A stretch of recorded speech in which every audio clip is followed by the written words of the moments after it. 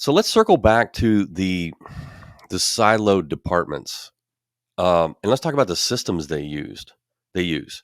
So everyone's got their own system. Sometimes they're integrated well. Sometimes they're not integrated well. Sometimes they're not integrated at all. People are Mhm. walking around with spreadsheets, and they're probably emailing you this, and Yeah. you're trying to pull all this data together to go back to what you originally started with the conversation. Is like, I've got to explain why we're profitable, why we're not profitable. So talk to us Mhm. about the systems that your departments use. Right. So if we use all the standard, right? So sales is using a sales and catering system, and revenue management is using revenue management systems. In this case, we're attached to a brand, so it's as prescribed by the brand. They also use the property management system. Revenue management uses the most systems, right? Like they're using all sorts of systems. And then marketing is you systematically using resources and tools in order to get their message out, and then hoping and praying that there's going to be some type of reporting that will be delivered back. Although that reporting still today, from a marketing point of view, is not very targeted. It's whatever the person that or the company that you're marketing with is willing to give back. And typically that is restricted by the amount of explanation they want to give to the results. I get it. I get it. I wouldn't have wanted to be the guy that had to explain when you put your ad in my magazine how you were going to see a return on that investment. Whoever that guy was, we need to bring him back because he figured that out. And we all did it. We spent a lot of money on pretty pictures in magazines. We never had an idea what it brought unless you threw a 1-800 response number on there. But anyway, if I think about this is where those things come into conflict. Let's talk about feeder markets. It's budget season. We're pulling feeders because we need to understand the demographic. Where's our business coming from so that we can better understand what we need to go out and get?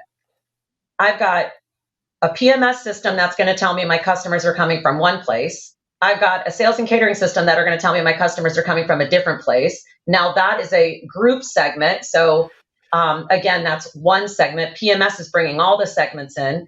I've got a BI system that I buy from a third party that's going to tell me that my customers come from yet another place.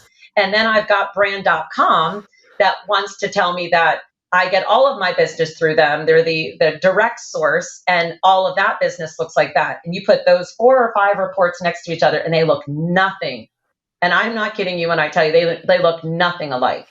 So when you ask about the systems, that immediately causes the conflict, right? Because now we're all saying, well, wait a minute. No, we know Atlanta is our top feeder. Well, no, it's not. It's not our top feeder because so and so company belongs there and so company brings us 4,000 room nights a year. Okay, so scratch that off.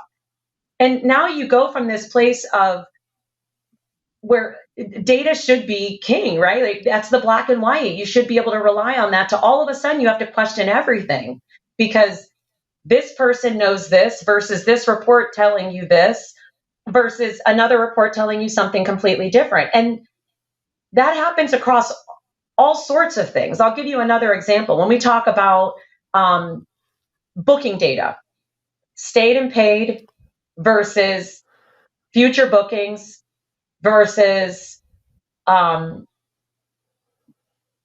pays to the segment, all of it delivers something different. And a lot of times that's because whatever that benchmark should be, like think you, Sully, the love of you, Sully, I love it because it gives you the benchmark. It says this KPI is this, and this, and you can't ever go against it. Try to go against a director of finance or a CFO on any USOLI definition. They would immediately bring out the book and they're like, nope, you're wrong. I'm reading it right here, and this is what it means.